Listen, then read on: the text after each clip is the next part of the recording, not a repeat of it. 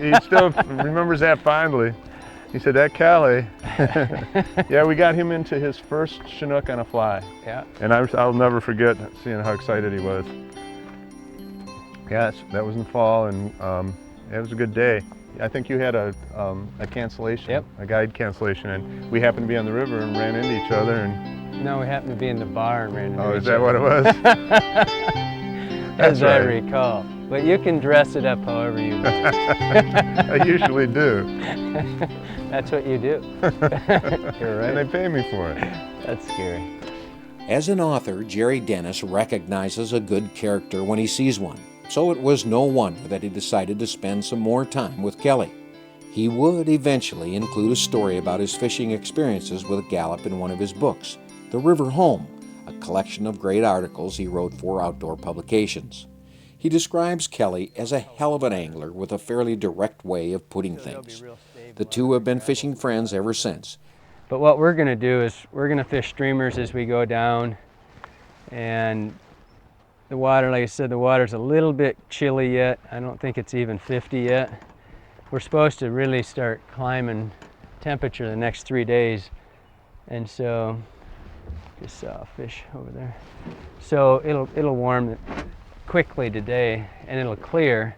But we're going to fish streamers until we get down to some gravel areas that are better nymphing water. And what we're going to do is we're going to get in behind the steelhead beds and fish the runs below them, like 20 to 100 yards, and just fish for trout with this river, like Jerry said a second ago, gets really good hatches. And it will have Hendricksons, gray drake nymphs. I don't think the gray drakes will be even a little bit, it's a little early for them, but we're going to fish nymphs, caddis, and pheasant tails and stuff like that, just basic patterns, and we're going to nymph behind the gravels. And the reason you do that is that the steelhead, doesn't matter if it's steelhead, salmon, it's the same thing in the fall, and even to an exaggerated in the fall because the salmon are so much bigger, but the activity of the hen going in and digging the bed out dislodges thousands of insects. And so the trout sit below them. I've seen them as close, I've seen them on the gravels with the fish, which is a little risky for the smaller trout because the bigger steelhead and salmon will just clobber them. They come in and just drill them, but they like to be near them because they dislodge so much food and they just gorge. They're just looking for the free meal. It's a great opportunity on this river because the Pere Marquette is one of the few major Michigan trout streams that is not dammed. This is the, this river, well actually this river gets credit, but Jerry told me earlier that it was actually the Baldwin, which we're going to run across here in a minute, but this was the first river that the brown trout was introduced to the United States. And we were trying to rack our brains, but we think it was 1886, right? 1886 that it was brought to the U.S. So this is really the birthplace of the brown trout. And a little more interesting is the fact that they put steelhead in here 10 or 12 years before they put the brown trout in. And for all practical purposes, they were left completely unknown and unharassed and unfished for probably the better half of 180 to 100 years. There's a bow, what a rainbow. He did what he was supposed to, be hanging out near the beds. That's a brown. Is it? Oh, is he pale? Yeah. Man, is he pale. Really pale. He looks like a cutthroat. Huh. Sweet. Well, they're doing what they're supposed to. It'll warm up quick if this stays on us.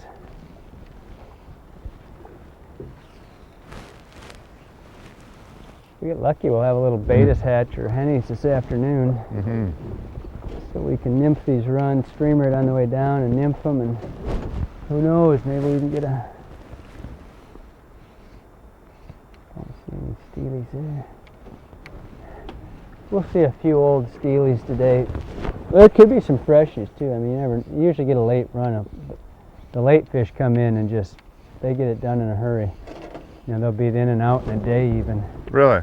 Yeah, it's pretty fat. You know the spring fish the March and April fish, they might be in here for 3 weeks or a month.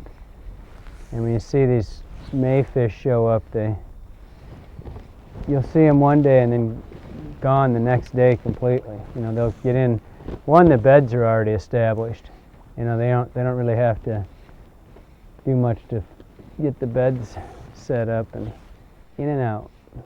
Is there still a good Skamania run on the Pere Marquette? I'm not sure it ever had a great one. You get one every once in a while, but There it is. gotcha. T&A, baby.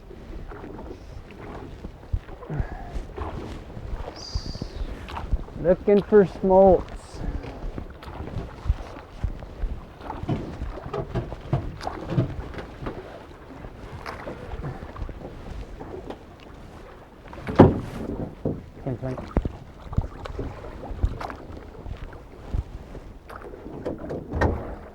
That's a little prettier.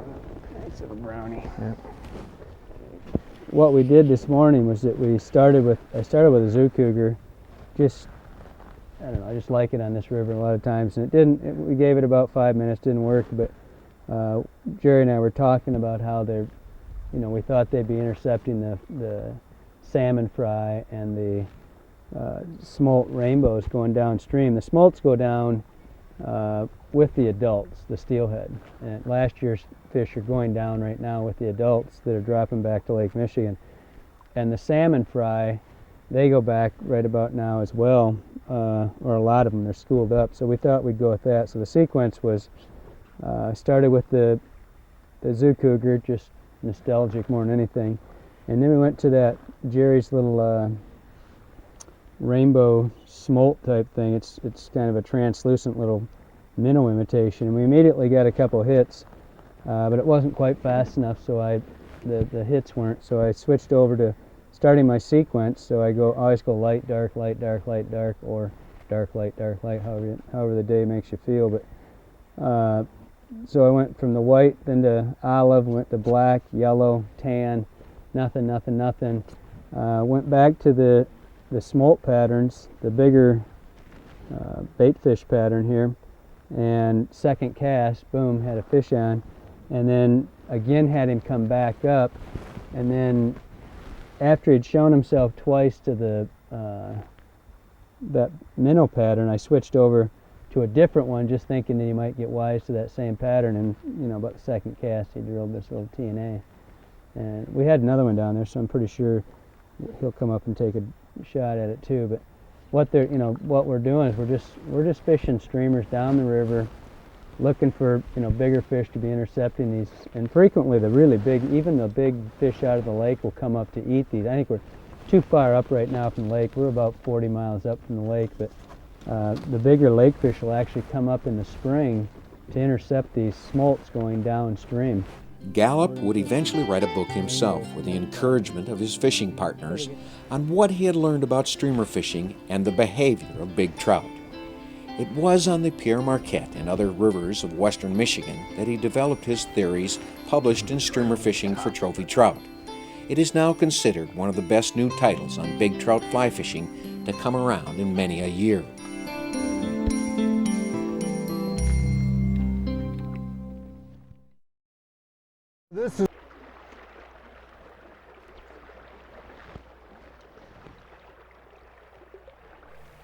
Eventually, our day warmed, and we moved down into water that was better suited for fishing trout behind the steelhead beds. Kelly took the time to show his rigging, the one he prefers for this style of fishing. What we're going to rig is a right angle rig. This system, you use just yarn. You can get it pre-treated at the fly shops. You can use poly yarns, whatever you want. I'm just going to cut off a piece about 2 inches long. Don't worry about it when you first cut it, because you can always trim it afterwards.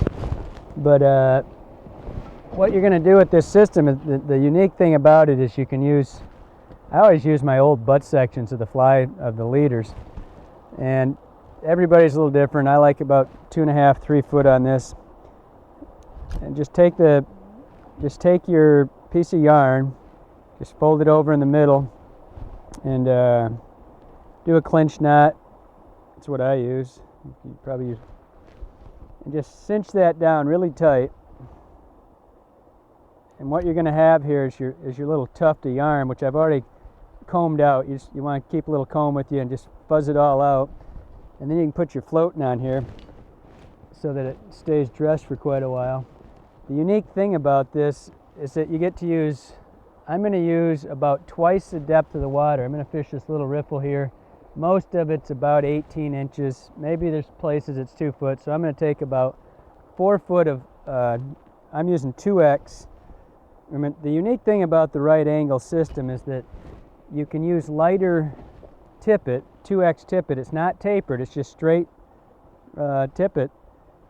The idea with that is that you can use less weight. You get to bottom quickly, and so you don't have to use as much weight to get to bottom. And what I'm going to do is I've wrapped the line around the butt section above the indicator. I'm doing another clinch knot. And that's just going to, all right, I've tied that in above here, and that's just going to slide down, and they're going to butt into each other. So now I've got, 3-4 foot of line here that's going to be used for, it's twice the depth of the water. And from that I'm going to run a piece of 4X, and I'm using Frog Hair fluorocarbon. I'm using 4X. It's a little heavier than I normally use, but there's a good chance that there's a steelhead still out there. We're fishing trout, but normally I'd be fishing 5X here. So I'm just going to blood knot this 2X and this 4X together, and my lead is going to go above it. And because that 2X is the only thing, when you use a tapered leader, the diameter at the butt of the leader is thicker, and so it's harder for the monofilament to pull that heavier line down. The idea with the right angle system is that it just goes down really quick with the 2X. So far I've got just a piece, 4 foot of 2X, and I went down to a piece of 4X. I'm going to put a small split shot above this blood knot, and you have to arrange your split shot. It doesn't matter what you're using, but you have to use enough to get to bottom, but not so much that it drags. So I'm going to start with a BB shot out there. If I don't touch bottom with the indicator, you should see it hitting bottom. If you don't hit bottom on every cast, you've got to add weight. I'm going to use an egg pattern to start with, and then below that I'm going to drop a little pheasant tail, probably a size 16 pheasant tail. But first I'm going to put an egg up above, because the fish, what we're doing here is we're going in by the steelhead beds, and we're fishing behind them, or where they were, for the trout that were sitting there waiting to, for anything that the steelhead has dislodged in their spawning areas. And they'll frequently get in here and just gorge all around these beds. And so, and it's not only eggs, sometimes it's small stoneflies, small caddis, any insect that's on the bottom can get dislodged. So, but they're also looking for eggs, because the steelhead have been spawning. So we're going to start with an egg and I'm using a size 16 or 14 pheasant tail.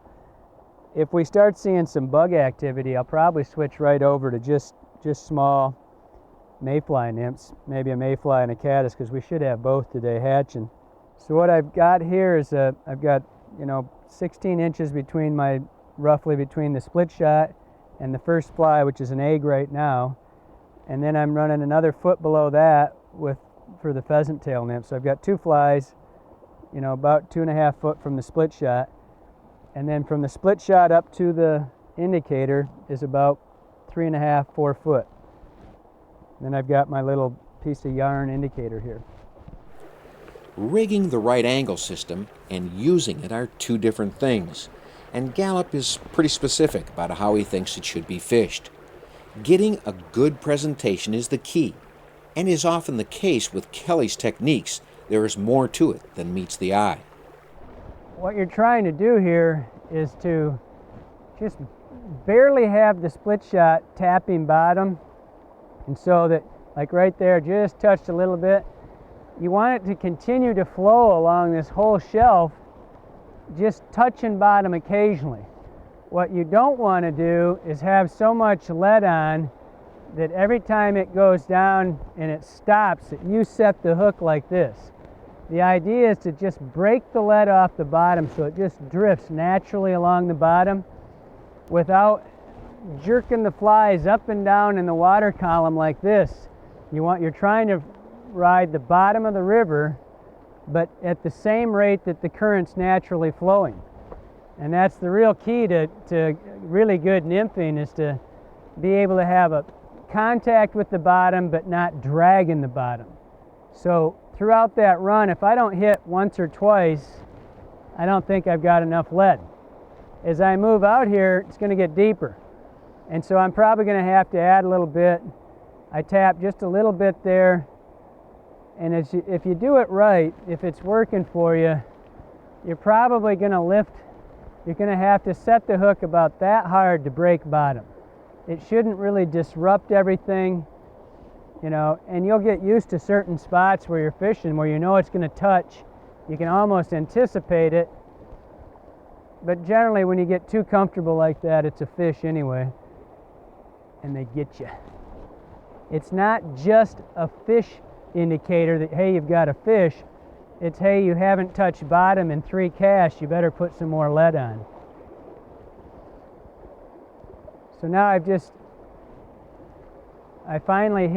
had 3 casts and I finally hit the bottom, but I'm still on that, I'm just on the edge of that, and I'm going to move into the dark water, and so I've got to add a small piece of split shot. And if you're not adding and subtracting as you go through these runs, you're probably going to leave a lot of fish untouched. And you want to carry 2 or 3 sizes of split shot. I've got a little piece of BB shot here, and just add and subtract as you go. It's just got to be part of how you fish. Jerry was having some luck on small fish while Kelly pontificated on his tactics. While he fished, we asked Jerry about one of his latest releases, the Living Great Lakes. Human and natural histories of the lakes, environmental story. I spend a lot of time out with people on the lakes who live and work on them, hearing their stories about the lakes. So, you know, there's stories about shipwrecks and storms. I spent a lot of time with biologists talking about the invasion of the zebra mussels and lampreys and all the other non-native species and what an impact they've had on the ecosystem and what's likely to happen in the future to the fisheries and to the quality of the lakes in general. Kind of the heart of the book was I volunteered as a crewman on a 2-masted schooner that sailed from Lake Michigan through Lake Huron, Lake Erie, and Lake Ontario, and then to the Erie Canal and down to the Hudson and to the Atlantic and up the east coast of Maine. And that trip became sort of the jumping off point for telling a lot of the stories about the lakes. And it was a great adventure in its own right for me. I'd never sailed much, and to spend that much time on a large sailboat was very interesting and fun. So it gave me a chance to talk about the story of the salmon fishery in the Great Lakes and what a remarkable success story that was. It's considered one of the greatest successes in modern fisheries biology, to take these lakes that were virtually barren of game fish by the early 1960s because of the invasion of the lamprey, which wiped out the native lake trout and trout and other trout. And then the alewives that came in after them with no predators, the alewife population exploded. Anybody who spent time around the Great Lakes in the 60s can remember those piles of alewives on every beach every summer. The stench you could smell a mile inland. It pretty much destroyed the tourist industry and the fisheries. So the Michigan Department of Natural Resources, led by a biologist named Howard Tanner, tried this revolutionary idea of introducing Pacific salmon into a freshwater environment. Nobody knew if the salmon, which of course spend most of their time in the ocean, if they would even survive in freshwater, let alone run up, grow and run up the rivers. And they were planted, as Kelly said earlier, they were planted in 1966, and when they came back in 68, nobody could believe the numbers. Millions of them crammed into the Platte and Manistee rivers, and it was just an amazing, amazing amount of fish. And for a lot of years, the salmon fishery in the Great Lakes was some of the best fishing in all of America.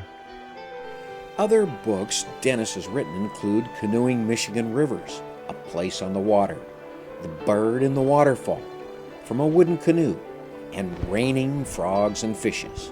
Frogs and Fishes is for children of all ages and explains natural phenomena such as why the water is blue, and has been published in 5 languages.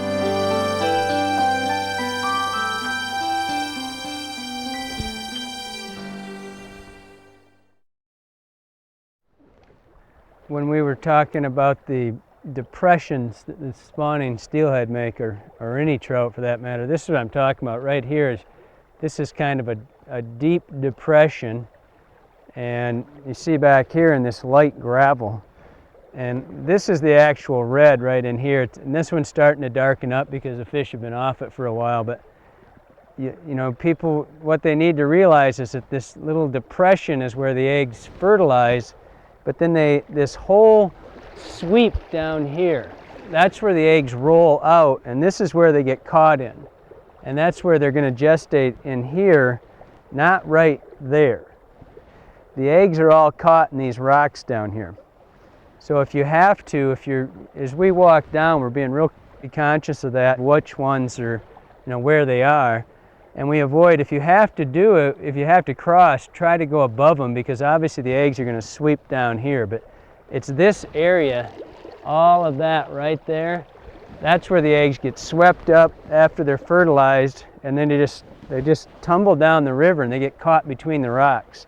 So when you're walking around out here, just be conscious of that and walk below the actual depression. It's not, if you had to make a choice, you'd be better off to walk right into the bed. I mean, right into that depression, as opposed to walking in that shallow water below it, because that's where they're all trapped and waiting to turn into big trout. Somehow the day was slipping away from us with all the reminiscing and talk of fishing methods. We moved on down, looking for a more substantial pocket of trout. This spot right here is probably the biggest drop, right here. You wouldn't think it'd have any holding potential, but I've caught a lot of trout and steelhead out of it. Huh.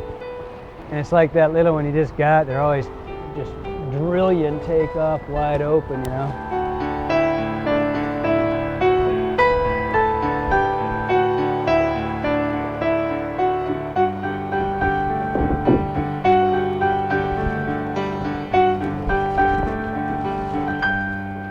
For me personally, when I'm nymph fishing, I like to be the apex to what I'm thinking is going to be the strike zone or the sweet spot.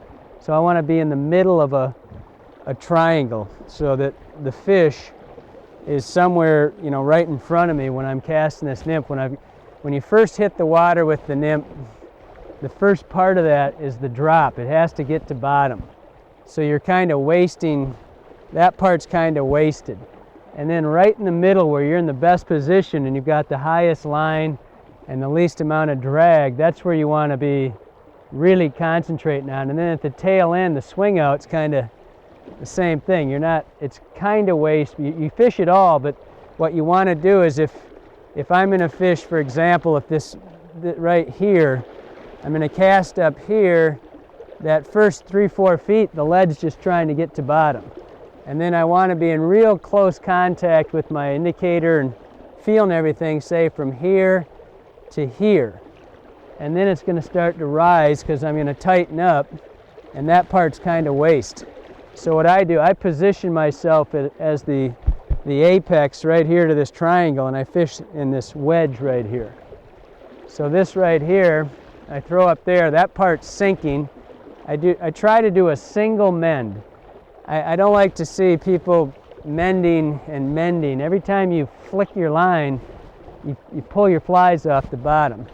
So what I try to do is do a single cast up and do one mend so that it's right now I'm in contact and I'm fishing this middle section right here.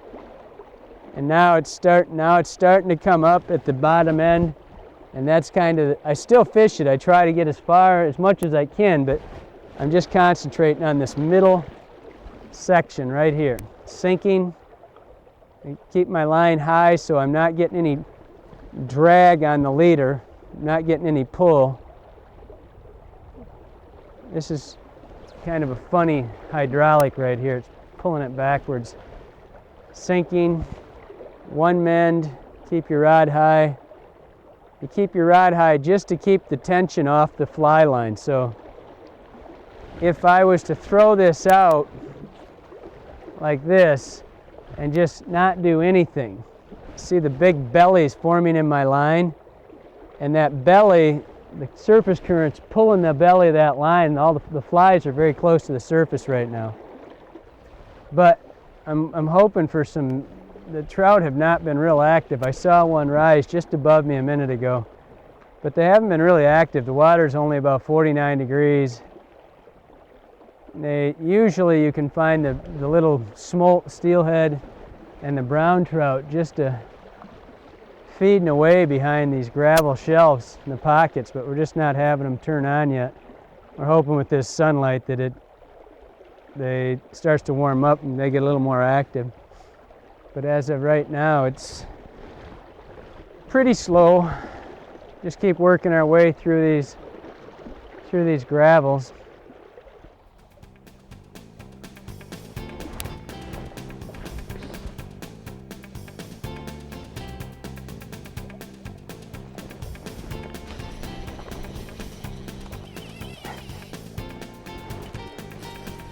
Fish. The problem I have right now is this is a 5. Oh, a little overgunned for my 5 weight. I think I left a little decoration with him. I was grotesquely overgunned.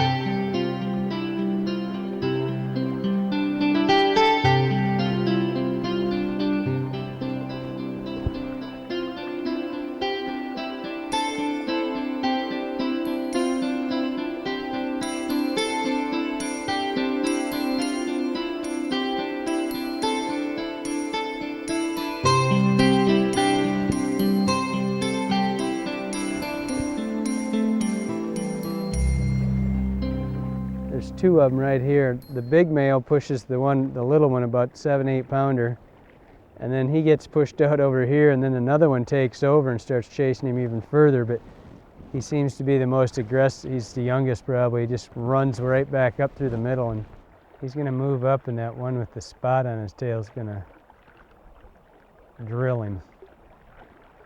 He's a driller. He's chasing that little buck that's probably 7 pounds. See that? He's chasing that 7-pound male, just driving him off that bed. I go back there, and it's conceivable that's even a brown trout, you know, like a 6-7 pound brown trout, trying to get in there and get eggs. The bed's actually up way quite a bit above where Jerry's fishing, and the males are all lined up in that stretch of shallow gravel below it. The female that's holding their attention is upstream about maybe 10 feet, so we have no worries that she's even in the net. I can see the female, and these guys are just lined up. It's a pecking order. They've got to establish which one's gonna, by the fighting, it's just like elk or deer or anything else, they fight to see who's gonna be the final one to consummate the deal with that female.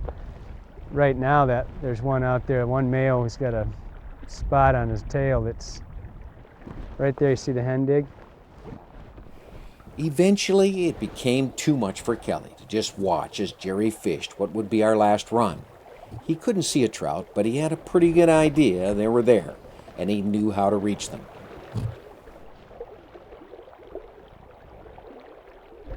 That could be a brown trout, which is the cream of the crumb for nymphing behind them.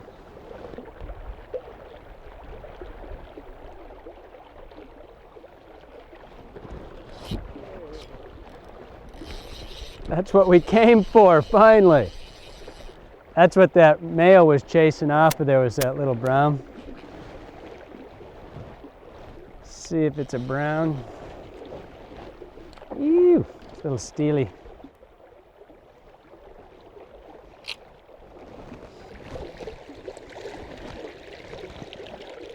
Ate the pheasant tail.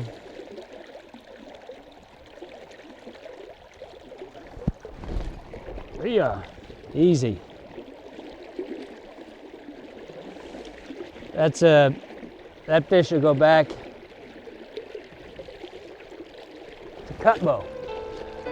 It's a little cutbow. See if there's another little egg eater in there. Add another one.